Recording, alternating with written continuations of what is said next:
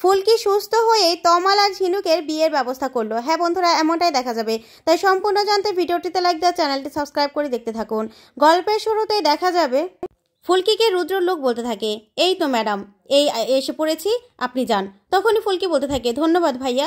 এই বলি ফুলকি এক পা দুপা করে এগোতে থাকে, তারপরে ছাদ থেকে পড়ে যায়। তখনই রুদ্রর লোক বলতে থাকে, ব্যাস কাজ হয়ে গেছে, দাদাকে মেসেজ দিয়ে জানিয়ে দিই। তখনই রুদ্রকে মেসেজ দিয়ে জানিয়ে দেয়, ফুলকি দাস পড়ে গেছে, আমাদের কাজ শেষ। তখনই রুদ্র আবার ওর লোকটাকে মেসেজ দেয় যে ডেড বডি দেখে তারপরে বেরোবি, অনেক কিছু হতে পারে, বুঝতে পেরেছিস, তোরা গা ঢাকা দিয়ে থাক। তখনই লোকটা বলতে থাকে, ঠিক আছে। এই বলে লোকটা গা ঢাকা দিয়ে চুপ করে লুকিয়ে থাকে। ওইদিকে দেখা যাবে রোহিত বারবার করে দরজায় ধাক্কাতে থাকে, কিন্তু কেউ খোলে না। তখন রোহিত বলতে থাকে, কি শত্রুতা আমার সঙ্গে, এভাবে কেন আটকিয়ে রেখেছেন? ঠিক তখনই সেই হোটেলের ম্যানেজার সহ স্টাফরা সেখানে চলে আসে, আর সে বলতে থাকে, কে এটার মধ্যে কে? তখনই রোহিত বলতে থাকে, আমি রোহিত রায় চৌধুরী, আমার ওয়াইফ খুব বিপদে, আমাকে কেউ ইচ্ছে করে এই রুমের মধ্যে বন্ধ করে রেখেছে, তাতে দরজাটা খুলুন। তখনই লোকটা ডুপ্লিকেট চাবি দিয়ে দরজাটা খুলে দেয়। তখনই রোহিত বলতে থাকে, আমার বউ বিপদে আছে, আমাকে কেউ ইচ্ছে করে এখানে আটকে রেখেছিল। এই বলে রোহিত দৌড়ে যায় ফুলকির কাছে, কিন্তু যেখানে ফুলকিকে বসিয়ে রেখে এসেছিল সেখানে ফুলকি নেই।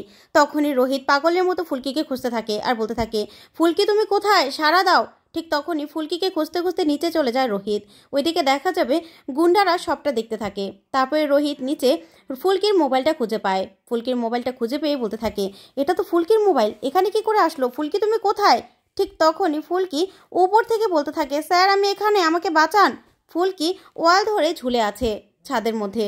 তখনই রোহিত ফুলকিকে দেখে বলতে থাকে, ফুলকি একদম হাত ছাড়বে না, আমি এখনই তোমাকে বাঁচাচ্ছি। এই বলে রোহিতও ছাদে চলে যায়, গিয়ে বলতে থাকে, ফুলকি একদম হাত ছাড়বে না, ছাড়বে না তুমি, আমি তোমাকে বাঁচাবো। তারপরে দেখা যাবে সেই হোটেলের ম্যানেজার সহ স্টাফরা সবাই রশি নিয়ে আসে। রশি এনে রোহিতকে বেঁধে বলতে থাকে, স্যার এবার আপনি উঠানোর চেষ্টা করুন। তখনই রোহিত নিজের হাত এগিয়ে দেয় ফুলকিকে। তারপরে ফুলকি রোহিতের হাতটা অনেক কষ্টে ধরে। তারপরে রোহিত ফুলকিকে টেনে তোলে। তখনই ফুলকি বলতে থাকে, স্যার স্যার। তখনই রোহিত বলতে থাকে, ফুলকি তুমি ঠিক আছো তো? তখন ফুলকি বলতে থাকে, হ্যাঁ স্যার আমি ঠিক আছি। তারপরে রোহিত বলতে থাকে, নিশ্চয়ই এটা রুদ্রর কাজ, কোথায় গুন্ডাগুলো? ঠিক তখনই গুন্ডাদের দৌড়ে পালাতে দেখে রোহিত। তখন গুন্ডাগুলো বলতে থাকে, এ ফুলকি তো বেঁচে গেল, বেঁচে গেল, কি করে বেঁচে গেল, চল পালাই। এই বলে মোটরসাইকেলে উঠতে গেলেই রোহিত এসে গুন্ডাদেরকে টেনে নামিয়ে ফেলে আর ইচ্ছে মতো মারতে থাকে। বলতে থাকে, কে পাঠিয়েছে তোদের, বল কে পাঠিয়েছে। তখনই গুন্ডাগুলো রোহিতকে ধাক্কা দিয়ে ফেলেই ওখান থেকে পালিয়ে চলে যায়। তখনই রোহিত বলতে থাকে, নিশ্চয়ই এগুলো রুদ্রর কাজ, রুদ্রকে আমি এবার এমন উচিত শিক্ষা দেবো না, কিন্তু তার আগে ফুলকিকে আমাকে সুস্থ করতে হবে, ফুলকিকে চোখের ডাক্তার দেখাতে হবে, অপারেশনটা করাতে হবে। তারপরে দেখা যাবে রোহিত ফুলকিকে হসপিটালে নিয়ে যায়। তারপরে ফুলকি চোখের অপারেশন হয়ে যায়। তখনই রোহিত চিন্তা করতে থাকে আর বলতে থাকে, ফুলকিটা একবার শুধু সুস্থ হোক, তারপরে রুদ্রর কি অবস্থা করি আমি শুধু রুদ্র দেখবে। তারপর ডক্টর আসে, এসে বলতে থাকে, রোহিত রায় চৌধুরী অপারেশন সাকসেসফুল হয়েছে, আপনার স্ত্রী কিছুদিনের মধ্যে একদম স্পষ্ট দেখতে পাবে। তখন তো রোহিত এই কথা শুনে খুশি হয়ে যায়। তারপর দেখা যাবে ফুলকি চলে আসে। ফুলকি আসলেই রোহিত বলতে থাকে, ফুলকি তুমি শুনেছো, তুমি আবার দেখতে পাবে, ফুলকি তুমি শুনেছো? তখন ফুলকি বলতে থাকে, হ্যাঁ স্যার, আমার যে কি আনন্দ হচ্ছে না, শুধুমাত্র একবার আমার চোখটা সুস্থ হতে দিন, তারপরে দেখুন ওই জামাইবাবুর আমি কি অবস্থা করি। তারপরে দেখা যাবে রোহিত বলতে থাকে, ঠিক আছে ফুলকি, এখন একদম কথা বলবে না, ঠিক আছে, আমি বরং বাড়িতে ফোন করে জানিয়ে দেই যে তোমার অপারেশন সাকসেসফুল হয়েছে, নিশ্চয়ই সবাই চিন্তা করছে। ওইদিকে দেখা যাবে তমাল পিয়াল, ধানু পিয়াল সবাই মিলে চিন্তা করছে ফুলকির অপারেশনের কথা, অংশুমান সহ পায়চারি করছে চিন্তায়। তখনই পারমিতা বলতে থাকে, আচ্ছা তমাল, এবার না হয় ভাইকে একটা ফোন করো, ফোন করে জিজ্ঞাসা করো অপারেশনটা হলো নাকি, আর তো টেনশন ধরে রাখতে পারছি না। তখন তমাল বলতে থাকে, হ্যাঁ বৌদি এখনই ফোন করছি। এই বলে ফোনটা হাতে নেবে, ঠিক তখনই রোহিত ফোন করে। তখনই রোহিত ফোন করলেই তমাল বলতে থাকে, এই তো রোহিত ফোন করেছে। তখন ফোনটা রিসিভ করলে রোহিত বলতে থাকে, তমাল অপারেশন সাকসেসফুল হয়েছে, ফুলকে আবার আবার স্পষ্ট দেখতে পাবে, এখন হয়তো একটু ঝাপসা ঝাপসা দেখবে, কিন্তু কিছুদিনের মধ্যেই সবটা ঠিক হয়ে যাবে। তখন তমাল বলতে থাকে, সত্যি, কি যে খুশির খবর শোনালি না রোহিত তুই। তখন রোহিত বলতে থাকে, হ্যাঁ এখানে না অনেক কিছু ঘটে গেছে, তোদেরকে আমি পরে জানাবো, ঠিক আছে। তখনই তমাল বলতে থাকে, রোহিত ফুলকি ঠিক আছে তো? তখন রোহিত বলতে থাকে, হ্যাঁ ফুলকি ঠিক আছে। তখনই অংশুমান বলতে থাকে, রোহিত তুমি একদম চিন্তা করো না, সব কিছু ঠিক হয়ে যাবে। তখনই রোহিত বলতে থাকে, হ্যাঁ অংশুদা, তোমরা তোমরা প্রার্থনা করো। তারপরে রোহিত ফোনটা রেখে দিলে তমাল বলতে থাকে, দেখেছিস ফোনটা রেখে দিল, অনেক কিছুই নাকি ঘটেছে, নিশ্চয়ই কিছু না কিছু হয়েছে, আমি জানি। তখন পিয়ার বলতে থাকে, আরে এখন আনন্দ কর, ফুলকির চোখ ঠিক হয়ে যাবে, আমার তো নাচতে ইচ্ছে করছে, একটা গান ছাড়ি, তারপর আমরা সবাই মিলে নাচি। এই বলে গান ছেড়ে সবাই মিলে নাচতে থাকে। তারপরে দেখা যাবে তমাল বলতে থাকে, দাঁড়াও দাঁড়াও, ঝিনুকও তো চিন্তায় করছে, ঝিনুককে গিয়ে বরং আমি স্টোরে গিয়ে খবরটা দিয়ে আসি, বুঝতে পেরেছো? এই বলে তমাল বেরিয়ে চলে যায়। তখনই পারমিতা বলতে থাকে, ঝিনুকের সঙ্গে তমালের ভালোই বন্ডিং হয়েছে।